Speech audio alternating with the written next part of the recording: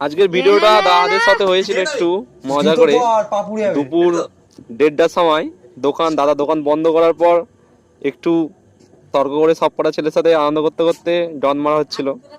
ডন push up মারা হচ্ছিল, কে কটা মারতে পারে। ডনটা 60খানা মেরেছিলাম একেবারে, আর পুশ আপটা 20-30টার মতো মেরেছিলাম পুশ আপটা। খুব মজা হচ্ছিল, সব কটা ছেলে করছিল। মোটামুটি পাড়ার সব কটা ছেলে এই ফিটনেস নিয়ে একটু চর্চা করে এবং তাদের সাথে আমিও করি এবং আমাকে দেখে মোটিভেশন হয় একটু সবাই, তাই আমিও চাই ওদের সাথে সারাক্ষণ একটু আনন্দ করে ফিটনেস নিয়ে চর্চা করতে। তাই পাড়ার যতগুলি ছেলে আছে তাদের সাথে একটু ফিটনেস নিয়ে আলোচনা করি।